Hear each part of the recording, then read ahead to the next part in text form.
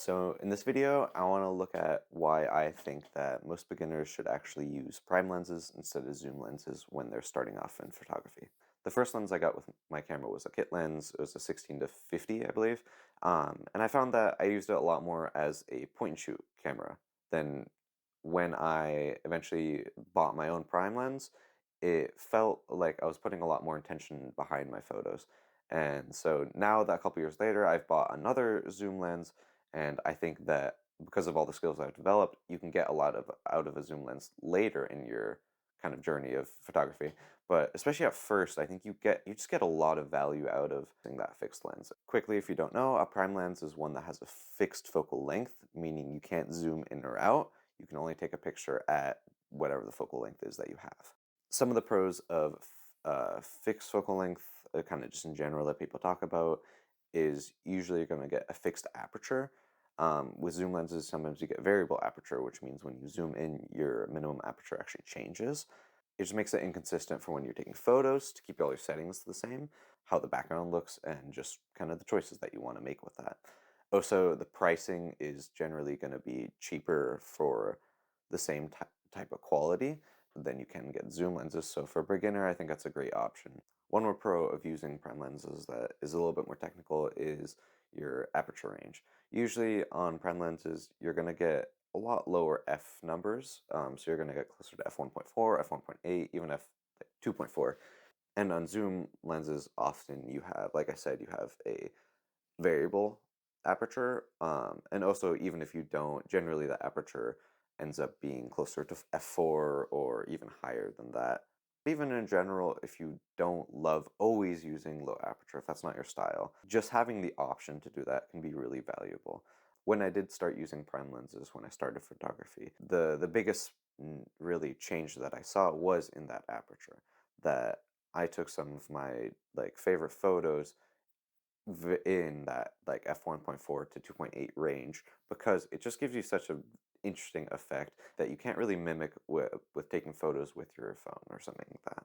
I'll throw a couple of them on screen now, but having the option of a low aperture can help you in low light situations.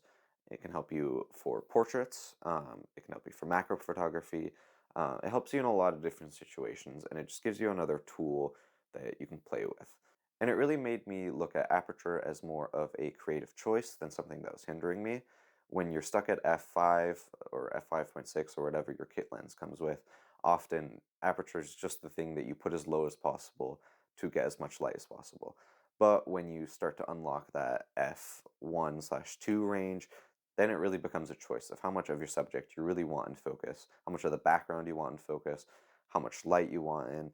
It makes all these things choices rather than something you're forced into by the situation.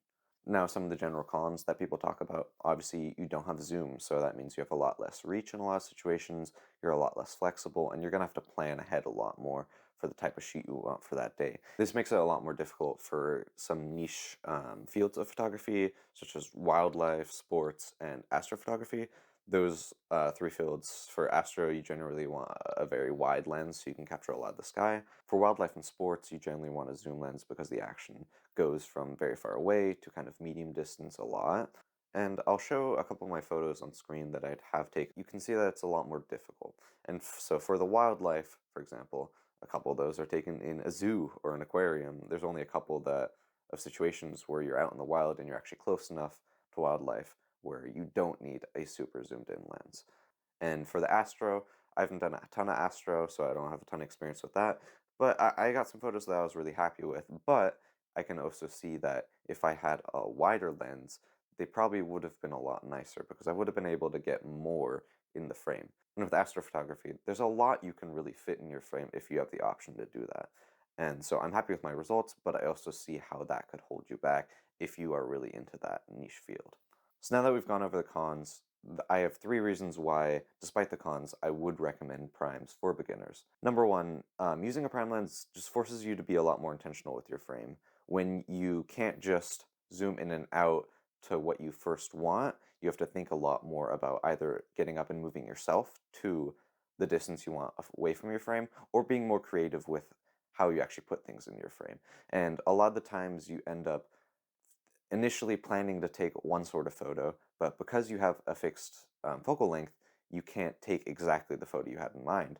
And that especially as a beginner, that really forces you to try out different things, and it forces you to take photos that you weren't really planning on. For instance, I'm gonna throw a photo up on screen now where I didn't have enough zoom and I wanted to focus specifically on the building, but because I wasn't punched in enough, I got a little bit wider of a shot, which kept the water in frame as well, and that made this like very nice reflection off the water of the lights. And so with a zoom lens, I probably would have just zoomed in on the building and not thought too much about it, but because I was forced to take the photo from farther away, and because I was forced to use a wider focal length than I would have wanted to, it made it so I got this result that I never really planned to get for this photo.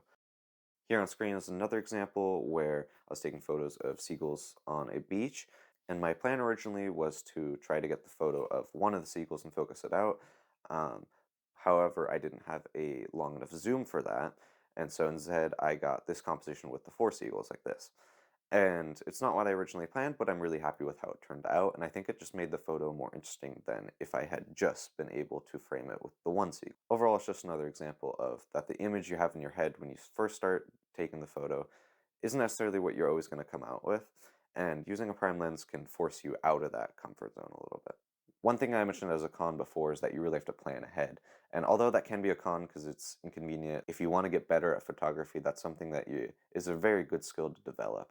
That before you even go out on a shoot, you're thinking about what kind of photos am I going to get, what kind of subjects am I going to be shooting, what kind of compositions, all those sort of things that when you're in the moment, if you don't think about it, if you just do what first comes to mind, you can get some great photos, but you might always resort back to the same type of photos. When you're a beginner at photography, there's a lot of things that you have to learn, a lot of different aspects, and the main three is that trilogy of settings on your camera, which is ISO and then shutter speed and then aperture. And just having one less variable with the zoom that you don't have to worry about, I think makes it a lot easier to focus on those other three settings and really getting better at getting the camera to do what you want. Overall, these things, even though some of them make it more difficult to get photos in the short term, they in the long run they'll actually help you be a better photographer. They'll get you out of your comfort zone, they'll make you plan ahead, they'll allow you to focus on the stuff that actually matters and be able to express your creative vision that way. Overall, I'm not a professional by any means. I'm an amateur. I've been taking photos for about 3 years now. This is just some advice that I wish I would have known back then. Very much still learning, and would love your guys' feedback in the comments, but these are just some thoughts that I had. Thanks for watching. Peace.